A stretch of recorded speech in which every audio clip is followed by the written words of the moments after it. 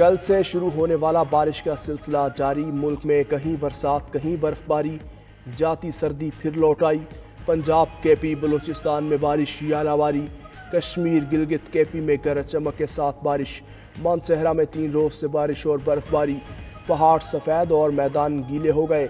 वादी कागान, सरन और कोनशन वैली चांद क्या ज़मीन का साथ मंजर पेश करने लगी। 2 से 4 इंच तक बर्फ़ की तह ने सर्दी बढ़ा दी। कालाम, मालब जब्बा और गिरदो नवाह में भी सफ़ेद चादर बिछ गई। गलियात में सड़कों की बंदिश से सियाह फंस गए। वादी नीलम, आज़ाद कश्मीर में भी 2 से 3 फीट तक बर्फ़ की तह जम गई।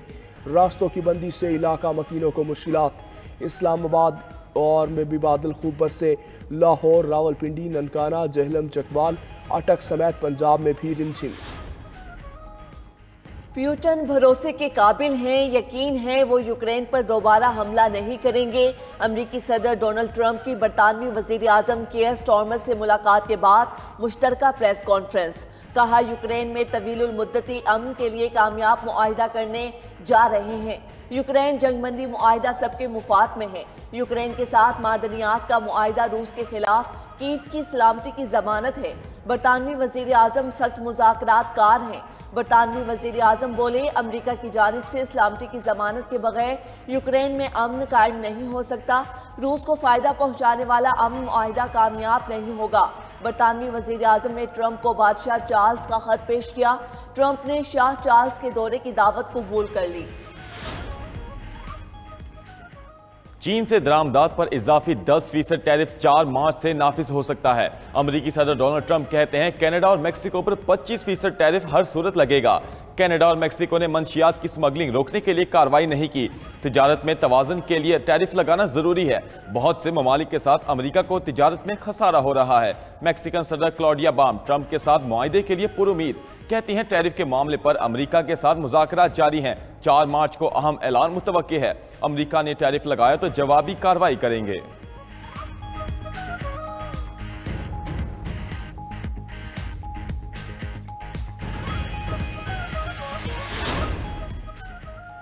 इस्राएली फौज का हमास के हमले पर नाकामी का एतराफ़। 7 अक्टूबर 2023 के हमले की तहकीकाती रिपोर्ट जारी। रिपोर्ट में कहा गया है कि इस्राएली फौज अपने शहरियों की हिफाजत करने में नाकाम रही। जंग के इब्तदाई घंटों में ही इस्राएली फ़ौज का गजा डिवीजन पसपा हो चुका। हमास का हमला 3 मरहलों में हुआ। 5000 जंगजू इसराइल में घुसे। हमास ने इलाके की आबादियों और सड़कों का कंट्रोल हासिल कर लिया था। इस्राएली फ़ौज हमास की अस्करी सलाहियतों को कमज़ोर समझने की गलत फहमी में मुब्तला थी।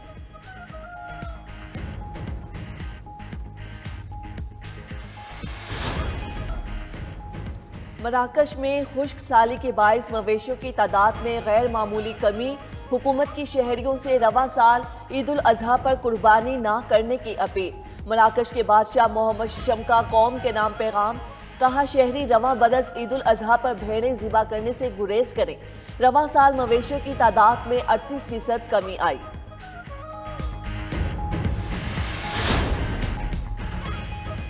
खादिम हरमैन शरीफैन की दावत पर 14 ममालिक से उमराए ज़ायरीन का चौथा ग्रुप मदीना मुनव्वरा पहुंच गया। एयरपोर्ट पर आला ओहदेदारों ने 250 शाही मेहमानों का इस्तकबाल किया। इस साल 66 मुल्कों के 1000 उमरा ज़ायरीन की मेजबानी की जा रही है।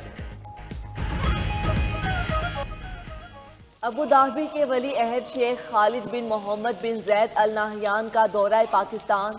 सदर ममलकत और वजीर आजम ने मुअज़्ज़िज़ मेहमान का इस्तकबाल किया। अबू धाबी के वली अहद शेख खालिद बिन मोहम्मद बिन जैद अल नाहयान का दौरा पाकिस्तान। सदर ममलकत और वजीर आजम ने मुअज़्ज़िज़ मेहमान का इस्तकबाल किया। वज़रा, आला हुकाम और कारोबारी शख्सियात का वफ्द भी वली अहद के साथ आया। शेख खालिद बिन मोहम्मद और वज़ीर आज़म शहबाज शरीफ की मुलाकात। तारीखी ताल्लुकात को मज़ीद मजबूत बनाने के अज़म का इयादा। शहबाज शरीफ ने हर मुश्किल वक्त में साथ देने पर मुत्तहिदा अरब अमारात का शुक्रिया अदा किया। वफूद की सतह पर भी बातचीत। बैंकिंग, कानूनी, रेलवे समेत मुख्तलिफ शोबों में मुफाहमती यादाश्तों और मुआहिदों पर दस्तखत। तकरीब में army chief general Asim Munir की भी शिरकत। वजीर आजम हाउस आमद पर शेख खालिद बिन मोहम्मद का पुरतपाक इस्तकबाल, गार्ड ऑफ ऑनर पेश। मुअज़्ज़िज़ मेहमान के ऐवान सदर भी आमद। सदर जरदारी, बिलावल भुट्टो और आसिफा भुट्टो ने इस्तकबाल किया। सदर ममलकत ने अबू धाबी के वली अहद को निशान पाकिस्तान से भी नवाजा। शेख खालिद बिन मोहम्मद मुख्तसर दौरा मुकम्मल करके वापस रवाना। विफाकी काबीना में तोसी, 24 से जायद नए अरकान की शमूलियत, 12 नए वज़रा, 9 वज़रा ममलिकत ने हल्फ उठा लिया। 3 मशीर और 4 मुआविन खुसूसी भी शामिल। ऐवान सदर में सदर ममलिकत आसिफ अली जरदारी ने हल्फ लिया। नए विफाकी वज़रा में हनीफ अब्बासी, मईन वट्टू, मुस्तफ़ा कमाल, सरदार यूसुफ और औरंगजेब खिची शामिल। अली परवेज मलिक, राना मुबशिर, रजा हयात हिराज, तारिक फजल चौधरी, शिजा फातमा, जुनेद अनवार और खालिद मखजी भी विफाकी वजीर बन गए। बैरिस्टर अकील, मलिक रशीद, खयल दास, तलाल चौधरी ने वज़राए ममलिकत का हल्फ उठाया। अब्दुर्रहमान कांजो, बिलाल कियानी, मुख्तार भरत, ओन चौधरी और बचीहा कमर भी वज़राए ममलिकत में शामिल। 3 मुतवक्के वज़राए ममलिकत तकरीब हल्फ बर्दारी में नहीं पहुंच सके। नून लीग के अरमगान सुबहानी और शिजरा मनसब शामिल। मोहम्मद अली, सैयद तौकीर शाह और परवेज खटक बतौर मशीर काबीना का हिस्सा बने। मावनीन खुसूसी में हारून अख्तर, हुज़ैफा रहमान, मुबारक, ज़ेब और तलहा बरकी शामिल। वज़रा के कलमदानों का ऐलान बाद में किया जाएगा। सुप्रीम कोर्ट में जजेस तकर्री के लिए कायम जुडिशल कमीशन का इजलास आज होगा। लाहौर हाई कोर्ट में एडिशनल जजेस की तैनाती के लिए 8 सेशन जजेस के नामों पर गौर किया जाएगा।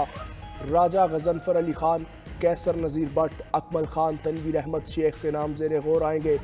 जजीला असलम, तारिक महमूद बाजवा, शाहिदा सईद, अकबर गुल खान के नामों पर भी गौर का इम्कान।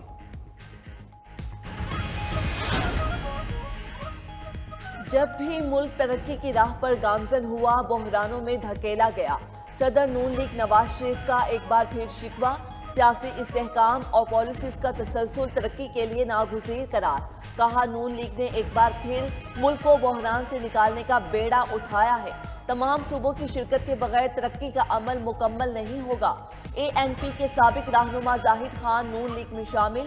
नवाज शरीफ की क़यादत पर मुकम्मल एतमाद का इजहार। सदर नून लीग जाहिद खान की शमूलियत का खैर मकदम। इस्लामाबाद में अपोजिशन इत्तेहाद की कौमी कॉन्फ्रेंस, होटल में दाखिले की इजाजत न मिलने पर अपोजिशन रहनुमाओं की होटल की लॉबी में ही तकारीर। रहनुमाओं का अदलिया की आज़ादी और दोबारा इलेक्शन का मुतालबा। बैरिस्टर गौहर ने शिकवा किया, 26वीं तरमीम को रोकने के लिए कोई क्यों सुप्रीम कोर्ट में नहीं गया, पेशावर हाई कोर्ट का दरवाजा क्यों नहीं खटखटाया गया। 26वीं तरमीम हर सूरत वापस और अदलिया आज़ाद होनी चाहिए। अपोजिशन लीडर उमर अयूब ने कहा कि हुकूमत के पास मैंडेट नहीं, अवाम सरापा एहतजाज है। शाहिद खाकान अब्बासी ने कहा कि ये कैसी हुकूमत है जो आइन के नाम से घबराती है। रहनुमा JUI अब्दुल गफूर हैदरी का कहना था, आइन और कानून को कॉम्प्रोमाइज करने में तमाम लोग शरीक हैं, अवाम के फैसलों को मानना होगा। महमूद अचकजई ने कहा, असम्बली में बैठेंगे ना हुकूमत से मुज़ाकरात होंगे।